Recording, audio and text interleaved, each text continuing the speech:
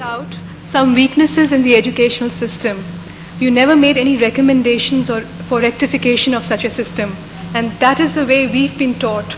But now, in the absence of such a system, what do you suggest is the way we learn to imbibe and absorb deen in the most effective way possible? The Quran. Yes. I think I understood it correctly, that in the absence of that system, our system is wrong, we admit. The system of teaching Arabic is wrong. Now, in the absence of that system, what is the second best? You see, if we can understand Allah's kalam direct, there is no better way. Direct means if you can understand the Arabic. When Allah is talking to us, we understand in the language that Allah is talking. There's nothing, no substitute for that. But the second best is a translation. The second best is a translation. If you understand Urdu better than any other language, get a Urdu translation.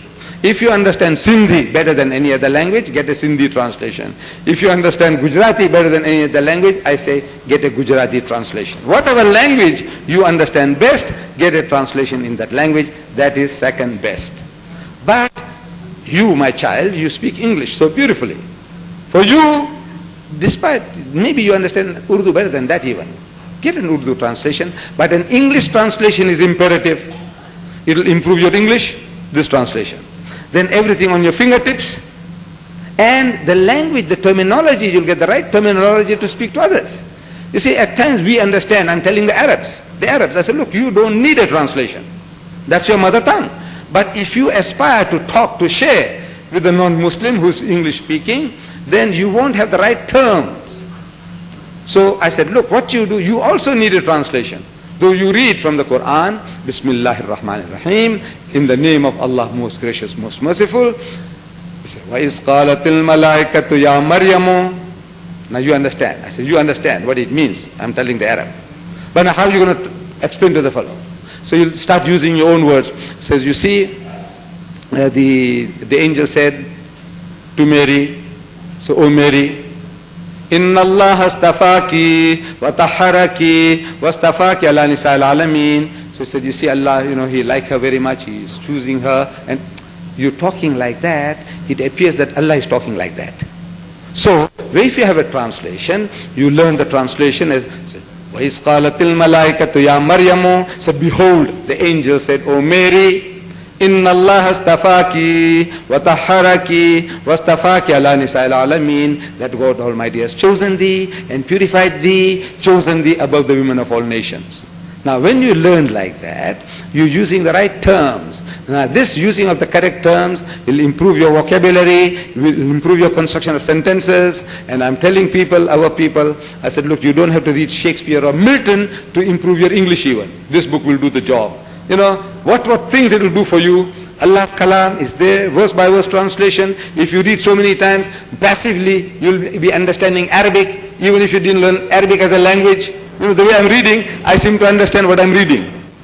You notice that I seem to understand what I'm reading. How did I get it? I didn't learn Arabic. It's the translation. Because using the translation side by side with the verses,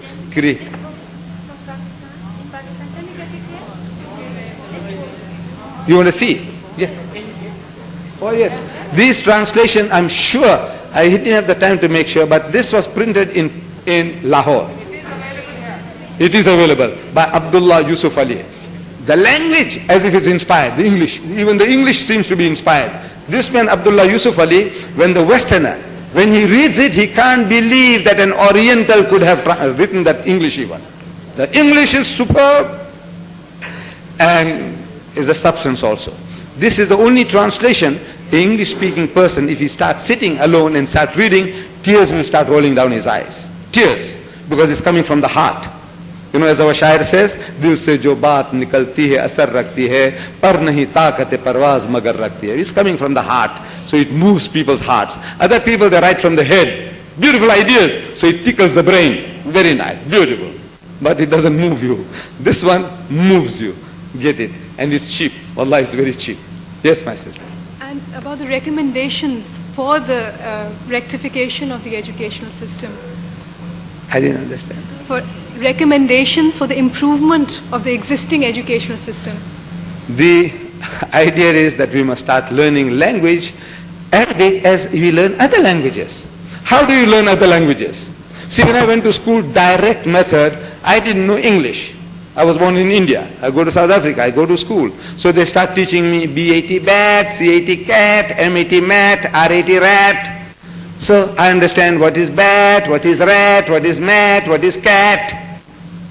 Immediately I know what they're talking about. I see a kitty, I see a ball. I understand. क्या कहते हैं? I see a kitty की बिल्ली देखता हूँ, मैं ball देखता हूँ. I understand. But here I read the whole Quran. The Hafiz al-Quran, the Qari, he recites, rattles it up and he doesn't understand one word. So the system is the system you should use for any language. Why Arabic you make it separate, different? And this is the reason. Why should it be a unique, disgraceful language to learn? It's a unique disgrace. Only language on earth that we learn without understanding a word. There's no other language on earth. You want to learn Zulu? From the word go, you understand every word. You want to learn French? From the word go at school, you'll understand every word that you're reading. This is the only language, Allah's Kalam, the whole book you rattle it off and you don't understand a word. Unique disgrace. It is about time that you spoke to your father and said, look, Daddy, do something about it. Go and talk to the Maulvis, to change the system. Thank you.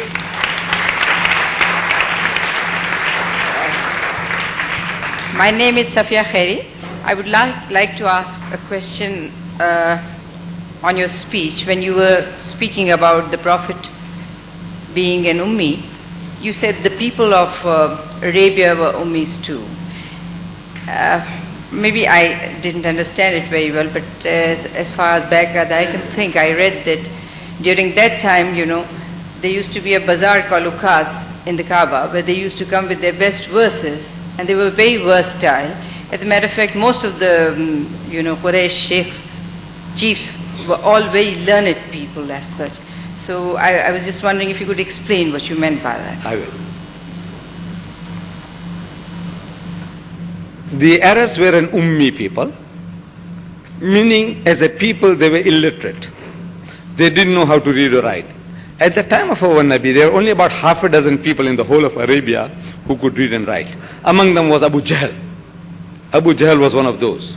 With regards to poetry, you don't have to read or write to speak poetry. It's your mother tongue. And they're talking and talking and talking, and they say we are an eloquent people. They were very eloquent. See, Arab means eloquent. Ajam means dumb.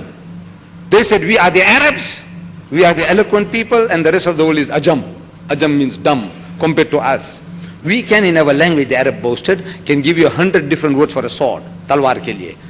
100 different synonyms. We can give you 100 different synonyms for a horse. How many can you give in your language? Any other language group? The guy says half a dozen. He said, you see, compared to us, you are dumb. So a person who knows his language, he's got ideas, he can rattle it off. Beautiful verses. You don't have to read or write. The people as a nation, they were illiterate. Like we would say Pakistan. This morning I'm reading in the newspaper that only 5% of our women folk are literate. Overall, there's a 26% of the Pakistanis are literate. So this nation is an illiterate nation. Our women folk as a whole are illiterate. But I say, look, we daughters of Islam, we are 100%, we are literate. I say, mashallah. But when I say Pakistani women as a whole are illiterate, I'm speaking the truth.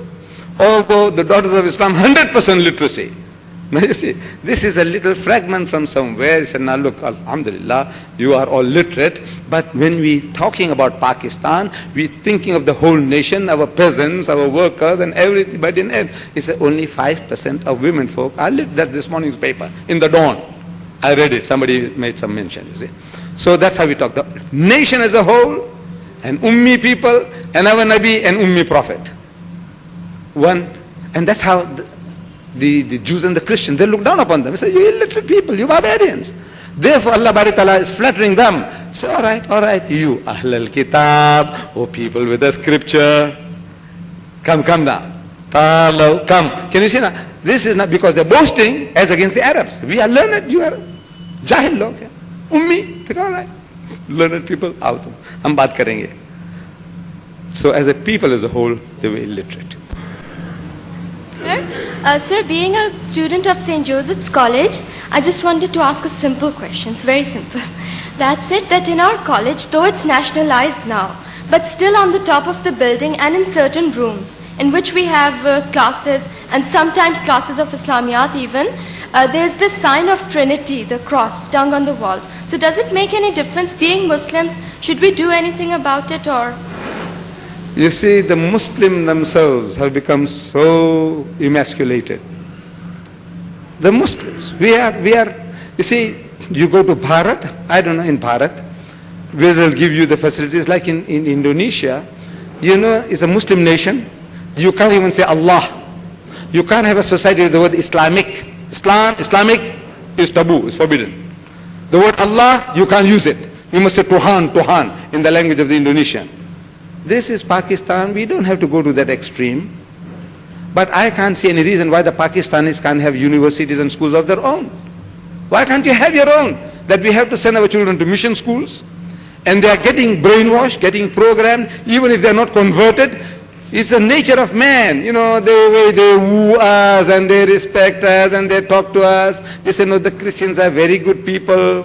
The hearts are opening out to them. So as soon as somebody comes along and says, you must tell them, wala takulu salasa, you can't do that. You can't do that, because now it's creating bad feeling. You say, لَقَدْ كَفَرَ الَّذِينَ قَالُوا إِنَّ اللَّهَ وَالْمَسِيحُ ابْنُ مَرْيَمَ. Anyone who says that Jesus Christ, the Son of Mary, is God, is making kufr. It's an act of blasphemy, it's an act of treason against Allah. So وَقَالَ الْمَسِيحُ, but Masih ne kaha, Ya Bani Israel, O Israel ke bachon, la'budullah, worship Allah, Rabbi wa Rabbukum, कि जो मेरा रब है और तुम्हारा रब है. इन्नहु मन युशरिक बिल्लाह, जो कोई अल्लाह के साथ किसी को शरीक करेगा, फक़द हर्रम अलैहिल जन्नह. Can you tell them? No. Why can't you? Because we are obligated.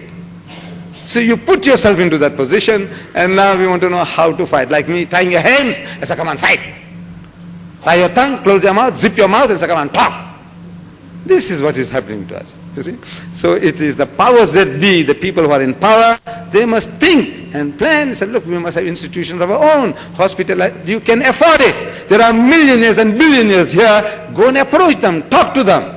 In the Father's name, let it be Bhavani's university, or let it be Adamji's university, whatever it is. Come on, man. What you doing with those billions sitting on it like a cobra on a pile of wealth? What are you doing with your money? Yeah? No, it's for you, my child. You must talk to your father, your brother, immediate surroundings. I said, look, what is wrong? Look, we have to go through this because of the education we are getting. But now, why can't we talk? And inshallah, it will reach the people in time that they'll do something.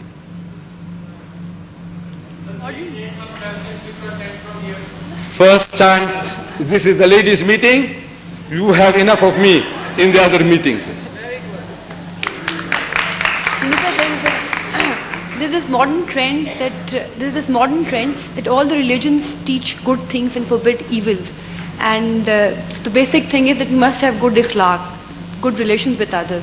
So how can we talk about this? How can we say that Islam is different in this sense? And the other question is, you've been giving a lot of emphasis on Arabic language, that we must know the Arabic. What about the Arabs who know the Arabic language? Such an embarrassing thing to see a sheikh acting like that. And then is it the I think one at a time. Let's see. What was the first one? All the religions teaching the good things. Right. You see, every religion says do good. There's no doubt about that. Not one religion says commit adultery. Not one religion says steal or kill people. Nobody says that. Then how is it that we can say that, look, Islam is the culmination, is the highest point of all religions? It is on the very teachings. You see, each religion was the fittest religion for its time. It was the perfect, it was complete, and yet incomplete. Like our education. You see, in my country, I go up to standard 6 in certain schools. Standard 6, what you call 8th year. And then I have to change school. Up to standard 6, I get a certificate called primary school certificate. So if I pass that, I am perfect as far as standard 6 is concerned. The 8th grade, I am perfect, and yet I am imperfect. Because now still there's further steps to go. So I go to a high school, we call it a college. And in the college, I go up to metric. When I pass metric, it's perfect, complete, and yet incomplete. Now you see, it's complete up to metric, but it's still incomplete. Then I go to university, and I take whatever lines that I want to take. Now you see. So at every stage, it's complete and incomplete. It's complete and incomplete. So same thing with religion. Allah Bari Ta'ala gave, in the system of religions, we talk about Judaism, Christianity and Islam. These are three sister religions. What Allah gave to Hazrat Musa alayhi salam was perfect, complete and incomplete. Then by the time Isa alayhi salam came, he came as a reformer among the Jews. So what Allah gave him was complete for his people, for their needs, and yet incomplete. It's only in the dispensation of our Nabi Kareem Sallallahu Alaihi Wasallam that through our Nabi Kareem Sallallahu Alaihi Wasallam, Allah gives a final complete revelation, and He says in the book, He says, Al-yawma akmaltu lakum dinukum. This day I have perfected for you your religion. Wa atmamtu alaykum na'mati, and I have completed my favors unto you. Wa raditu lakum al-islam ad-dina, and I will that Islam should be your religion. So now it's complete, perfected. Once it's perfected and complete, you can't add anything more. Anything else added to it is an abnormality, like this hand. Look at this, perfect. You can't add another thumb to improve it. You can't add another little finger or 10 fingers to improve it. Complete. Anything you now add to this is an abnormality. Same thing to the teachings as given by Allah Bari Ta'ala, is a complete code for all times. But it was not so with Musa alayhi salam. It was not so with Isa alayhi salam. You see, for their needs, perfect. But it was incomplete. For the times of Jesus, whatever was given was perfect for their needs, but it was incomplete. That's how it is. And what was the second thing? Arabs, they speak the language, but still. The Arabs and the Arabs. Yes, it's an anomaly that now look, the Arab is supposed to understand his language. The Arab, that's his language. But he seems to have also lost the spirit behind the Quran. He is also reading for beautification, for sawab. So I meet these Arabs. I meet them, I talk to them, and I'm asking them, you see, like in Kuwait, when I went to Kuwait, I saw, as I landed, the man who comes to pick me up from the ministry, sitting with me in the front. I'm asking him, what is your name? So he said, my name is Yusuf. I said, Yusuf? My younger son is Yusuf. And you know, you're like a son to me, like my son is Yusuf. So my companion who had been to Kuwait before, he whispers to me that he's a Lebanese Christian. I said, oh, in other words, you better change the tune. You know, he's not what you're thinking. I go to the hotel, 5-star hotel. I see the receptionist. From his complexion and dial, I can make out he's a Hindi man from the subcontinent. So I'm asking him, where you come from? So he said, India. I said, where about? He said, Bombay. I said, you speak Gujarati? He says, no.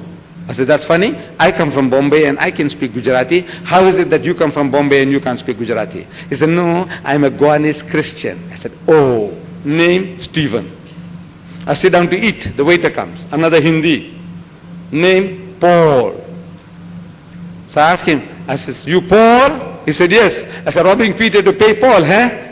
Just a joke, you see. He said, no, my father is Peter. I said, oh, Christian, Christian, Christian. He's eating the cream of the land. When my brothers in Pakistan are hungry for jobs, my brothers in the Sudan, in Egypt are hungry for jobs, in India are hungry for jobs, and the Christian is eating the cream of the land. So, I speak to these people, this younger generation. I says, you know, when I came, this is what I saw. I said, look, you haven't got the guts. You haven't got the spirit to go and find customers for Islam. You can't go to Borneo. You can't go to the Amazon. You can't go to China. You can't go to Russia. You know, you're all too soft. You can't move anywhere. So Allah is making things easy for you. He's sending customers to your door, to your homes, looking for jobs. Why don't you talk to them? So the Arab tells me now, he said, La ikraha fi din. He's quoting the Quran. Shaitan quoting the Quran. They said the devil's quoting scripture. He is a Muslim. He's an Arab. He's telling me what the Quran says. He says, La ikraha fi din. It means there is no compulsion in religion. I said, who's talking about compulsion? I'm not telling you to force Islam down their throats. You, I said 100 million, you can't extricate 1 square inch of land from the mouth of the Jew by force. Am I going to tell you, go and force the Americans to become Muslims, force the Chinese to become Muslims, force the Russians? Who's talking about force? Another guy, I tell him, he said, Lakum dinukum waliya din. This is quoting the Quran, the shaitan. I said, look, this is as a last resort when everything fails. You try.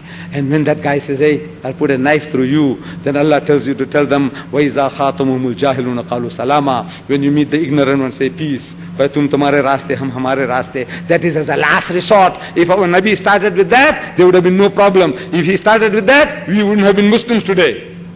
But you see, he has lost the whole thing. But there's one thing good about the Arab. I'm hammering him, wallah, I'm hammering him. And I tell you, he loves it. This is the beauty of it. He loves it because he knows it's coming from the heart. When I hit him, it's hurting me too. He knows that, look, I'm not trying to score points on him to say, look, you are fools and I'm a clever man. I'm telling him, he says, look, this is what we find ourselves in. And it's about time I say, you woke up and you did something. Allah has given you a second inning. I'm telling them, second inning. And if you don't come right, I says, you'll be destroyed for good. You won't get a third chance. And so I terrify the guy. But he loves it, you see. But he has also lost touch with the Quran. For 1,000 years we didn't propagate, so we lost the art. And once you lose the art of talking, preaching, inviting people. Once you lose the art, you don't know how to open your mouth, so you don't open the mouth. It's about time you learn the techniques, how to start with the people. So this is my field, you see. I mean, in it, I want to share with people how to start with the Jew, how to start with the Christian, how to start with the Hindu, how to talk to the atheist, the agnostic. How to do it is so easy. Allah is teaching you in the Quran, but nobody really reads the Quran. That's the saddest part. Nobody really, not even the Maulvi. Not even the Alim, the Maulana, he doesn't read it. He's rattling it off. Par jata hai. Khatam kar jata hai. Khatam karte hain sab. But nobody really reads it. And I'm telling the guy, say, you're not reading it. And somehow, look, I'm not learned, wallah. I'm a furniture salesman. But you see, what has happened is, somehow, because of talking, these people, the Arabs, they called me and gave me a prize, King Faisal prize. So everybody thinks now, I'm some great guy. So now they are prepared to listen to me. Junejo want to see me tomorrow. Day after tomorrow, Zia wants to see me. For what? I don't know. A question. My name is Samina Tariq. I'm a medical student. What I wanted to ask is about the word doubt in Quran. Quran says you should not have doubts. But until and unless we don't have doubts, we don't have shak, we can't have yaqeen. So we have to ponder different aspects of a particular concept or a particular thing to find out what the matter is about and to come to some conclusions. And unless you haven't come to a conclusion, you can't really have definite faith on it. You can't have the yaqeen. So is doubt not right? I mean, to think about a thing, to ponder how, why, is that wrong? That's my question. No, it is not wrong to question. Allah says in the Quran again and again, say this Quran, these verses he recites and says, Allahum yatafakkarun. This is for a people who think, people who ponder, people who cogitate upon again and again and asking questions. There's nothing wrong with it. You see, nothing wrong with asking questions. Hazrat Ibrahim alayhi salam, a prophet of God, Khalilullah, Allah's friend. Allah tells us about him in the Quran. So, وَإِذْ قَالَ إِبْرَاهِيمُ, and behold, Abraham said, Rabbi arini kayfa tuhyi al-mawta. Say, oh my Lord, show me how you're going to give life back to the dead. A prophet of God, Allah's friend, is asking Allah, Rabbi arini kayfa tuhyi al-mawta. How are you going to give life back to the dead? So Allah is asking him, Qala walam tu'min. Why don't you believe? He says, Qalu bala. He says, I do. Walakin litatma'inna qalbi. But for the satisfaction of my heart, I want you to tell me how you're going to give life back to the dead. And Allah appeases him. He gives it to him. In other words, this is his way. He is not like what we think Allah is. He says, hey, you don't believe in me, I'll put you into hell. No, he doesn't say that. He's reasoning with you, he's reasoning with us. If you allow Allah to talk to you. He said, كَيْفَ تَكْفُرُونَ بِاللَّهِ. So how can you not believe in Allah? He's reasoning with you, pleading with you. How can you not believe in Him? وَكُنْتُمْ أَمْوَاتًا. Seeing that you were non-existent, you were dead, you didn't exist. فَأَحْيَاكُمْ. And you brought you into being. ثُمَّ يُمِيتُكُمْ. It will cause you to die. ثُمَّ يُحْيِيكُمْ. It will bring you back to life again. ثُمَّ إِلَيْهِ تُرْجَعُونَ. And to Him will be your return. How can you not believe in Him? Look, He is not like a tyrant, ready there, looking for excuse to destroy you. No. He wants you to talk, to think, to reason, to ponder over His creation. Look at it. He wants to do that. But now, when we are asking our learned men some of these questions, you see, because they haven't got the answer, the best way is to shut you up. You're going to go to hell, Jannah mein jayegi, to mandi nahi. So the best thing is to keep quiet. This is it. But Allah wants you to think. He says that. He wants you to ask. He wants you to ponder. Ask Allah to help and He will help you, inshallah. This doubts creeping in, nothing wrong with it. Even the Sahabas, they were complaining to our Nabi. He said, when we stand up for Salat, Allahu Akbar, he says, thoughts, doubts starts creeping in our minds. What shall we do? He said, you keep on praying. Allah will put it right. You don't say, since now my mind is wandering off, I said, what's good of praying? No. You keep on, inshallah, over a period, you'll be better disciplined, it will come right. But this is the spirit of Allah and His Quran. You could just spare another minute. Sir, unfortunately there is a great divide in our women on parda issue. One says, and I don't know why it's very clearly written there. Probably when you will say something about parda, it might sort of have bridged the gap between the two very widely apart section in Muslim women, especially in Pakistan. Could you please comment on something on parda? You see, that is this working? Yes. The type of parda I understand is this parda that I see before me. My wife, my daughter, this is the type of things that we have. You see, and there are people who go to extremes, so now, look, I mustn't see anything at all about you all. I said, right. But then what about, I said, this woman from inside that cloak, she is looking at me. Huh? Is it right? No, she's seeing, look, she can feast on me, she's going through me, with her eyes. Is it right? I can't see anything but a cloak, right? But she's seeing me. She's seeing every hair of mine in the beard that's standing out and all that, my eyes, my teeth and everything, and she's also, things are going through her mind. I said, shouldn't we, take out their eyes? Women, take their eyes out that they can't see men. No, I think it's going a bit too far, I don't know. But I will not, as a fatwa, tell you anything. But to me, you all my daughters, you are just like my wife and my children at home. Same type of thing. And I don't know, I seem to be satisfied. I'm satisfied with this. So I'm very happy. With the rest, I don't know. Let them start debating and questioning, I don't know. Let them fight. I'm not a Maulvi or an alim to give fatwa. But to me, this is acceptable. Yes. Mr. Deedat, we're really grateful to you for giving us so much knowledge about the Christian faith, but most Westerners get so scandalized if you start talking about religion or politics. What do you think is a safe way to approach them about, religious issues or about their faith? You see, the best way is, as I was telling, find common grounds. Common grounds. And this is what Allah is telling us in the Quran. He says, Qul, tell them, Ya Ahl al-Kitab, O people of the book, Jews and Christians, Ta'ala, come. Ila kalimatin sawa'im baynana wa baynakum. That we come to common terms as between us and you. Let us get onto a common platform. You start from a common base. And Allah tells you what you should talk about. Number one, about Allah, Allah na'budu illallah, wa la nushrika bihi shay', and so on. But this principle of finding common ground is such a beautiful system that the person is cooperating with you. Common ground. Start from common base. I said, even with the atheist, person who don't believe in God, we say he's a kafir.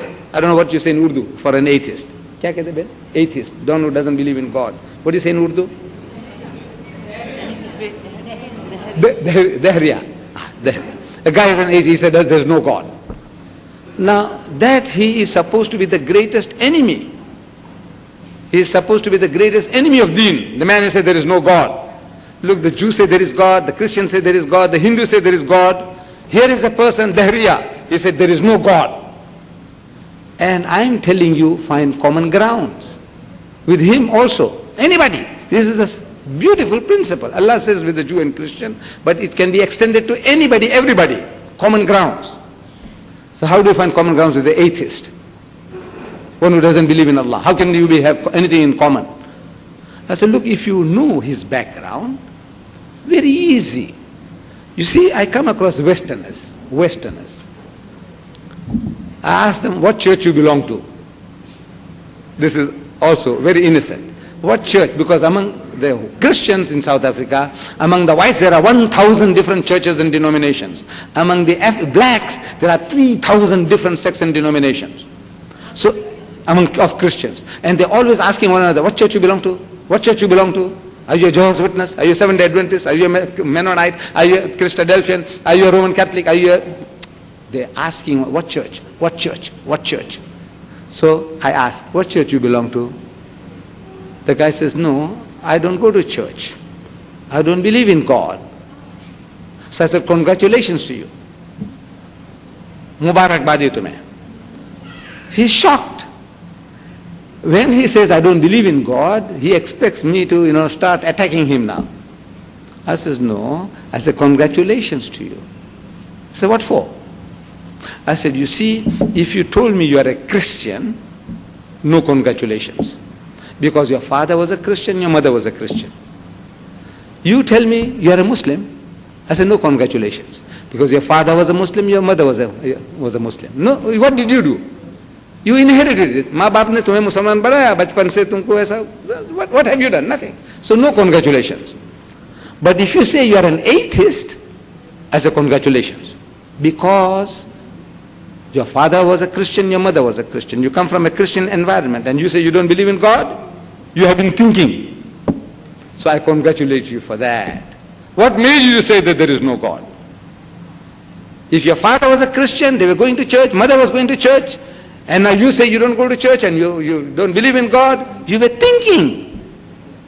So for that I congratulate you. Your mind has been working. Christian, he didn't work his brain, his Jew didn't work his brain, the Hindu didn't work his brain, the born Muslim didn't work his brains. You worked your brains. Congratulations. I said, you see, you have been thinking. What have you been thinking? I said, look, the things that you have been hearing about. You have been hearing about creation. I said, yes. Even he's an atheist, he knows what he has been reading as a child in the Bible. The whole environment is telling him about creation. He said, you see, you read in the Bible that God created Adam and Eve. He said, yes. And he put them in the garden. He said, yes. And he told them, eat anything, everything, except the fruit of the tree in the midst of the garden. I'm reading from the Bible. That tree thou shalt not eat, that fruit thou shalt not eat, because the day that thou eatest thereof thou shalt surely die, says the Bible. That day you'll surely die. So Shaitan comes along and he tells them, he says, look, that fruit is very good to eat, and if you eat, you shall not surely die. Hargiz tu nahi marega us din. So they were tempted, they act, and they live for 950 years after that. So now you are confused. God said that day you shall surely die. Shaitan said thou shalt not surely die. And they didn't die. Who's speaking the truth? Shaitan. So they act. As soon as they act, they realize that they were naked. Prior to that, maybe grown-up people, But they were innocent, masoom in the thinking. They didn't know that they were naked. Now they realized that they were naked.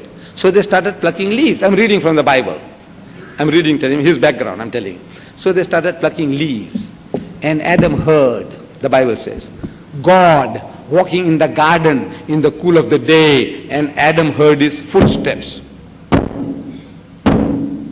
Like a mighty giant, like King Kong, or bigger than King Kong. And the earth is shaking. Boom, boom, boom. So that's what the Bible says. Adam heard the footsteps of God walking in the garden in late afternoon, cool of the day. So he goes and hides himself in the bushes with Mahawa.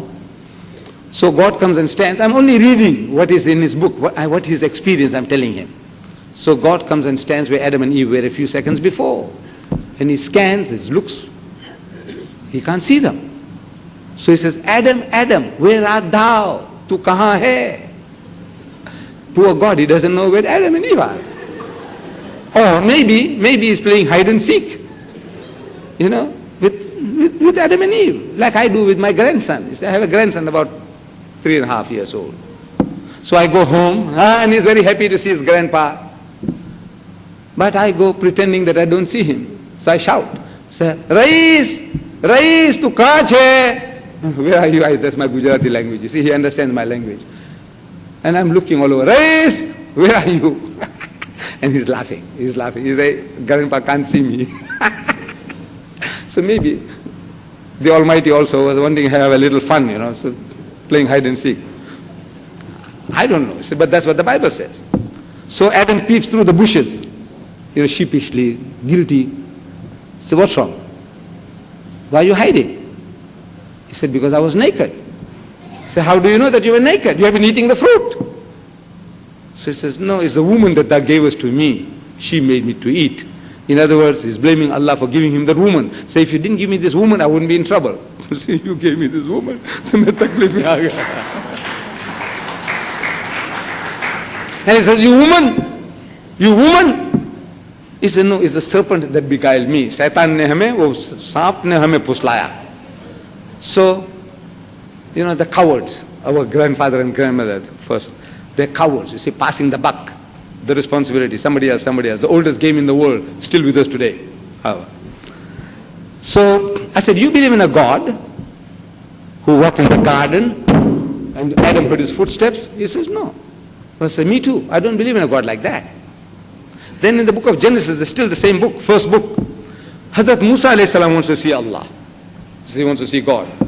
In the Quran, Allah says, Lan tarani, you shall never see me. In the Bible, it says, look, I must see you. What to do? So Allah Bari Ta'ala, he relents. He says, all right, I'll do you a favor. So he puts him between two rocks, the Bible says. And he puts his hand in the opening. So Musa alayhi salam can't see him. Then he turns his back. He turns his back. And he takes away his hand. And Moses sees the back of God. He saw his backside. Allah's backside he saw. I said, do you believe in a God like that? That Moses can see his backside? He says, no. Maybe the front side was too horrible to see. He saw his backside. So I said, me too. I don't believe in a God like that. Me too. I said, you say the Christian, your father, mother, the whole Christian world, they said, Mary, the mother of Jesus, she carried Jesus for 9 months. Who is this Jesus? He's God. He's God who came down to earth as a man. He was born like any other human child, circumcised on the 8th day. You all know what is circumcision. Khatna ki uski 8वें दिन. God, somebody holding God and getting him circumcised. You believe in that? He says, no. That a woman carries God for 9 months, you believe in that? He says, no. I said, me too, I don't believe in it. Can you see? So, I said, look, this man, this atheist has taken the first right step in the direction of Islam. He is nearer to us than the Jew, the Christian or the Hindu. Because he has uttered the first words, La ilaha. There are no ilah. There is no ilah. I said, Jesus is not ilah. Rama is not ilah. Krishna is not ilah. So he's saying, La ilaha. I said, now take him to illallah. Look, he's taken the first step. What do you start with? Anybody wants to become a Muslim, what do you say? Say, La. What is La? No. Ilaha, koi ilah nahi, koi ma'bud nahi. There is nobody worthy of worship except Allah. So he's taken the first step. He said, La ilaha. Now look, find ways of making him to see that there is illallah. So look, common grounds, common basis. Wallah, you can do it to anybody. If you want to sell, our fathers are business people. And when they sell rubbish, how they sell, I know. We have been selling. I'm a salesman originally. So selling. And I know how to sell. Usko kaisa fuslate hain? Our Delhi wala brothers, they're very good in Bandar Road, that old Bandar Road. Shh, good, sweet, mashallah. I don't mean any insult. Masters. Kya zuban unki shirin hai, kaisa humko fuslate hain. You want to sell your rubbish? You use such art and technique. Why not in the way of Allah also? Think, you can develop. Wallah, you can develop. And it's so easy, and so pleasant. And it's so, it gives you such satisfaction. Because Allah says, لِيُزْهِرَهُ عَلَى الدِّينِ كُلِّهِ. हमें ऐसा दीन दिया है, there's a master overcome and supersede them all, bulldoze them all. And when you have the power of a bulldozer, have you seen bulldozer at work? Yes. I just watch for hours. Just see how it moves, heaps and heaps, moving mountains, how it does, flattening the ground. You just stand and look, the way it's working. You get fascinated, mesmerized by what it is doing. You are that bulldozer. We can bulldoze any ism, whether it be Hinduism, Buddhism, Judaism, Christianism, atheism, every ism. Islam is destined to master them all. It's a privilege Allah has given us as a fine common ground.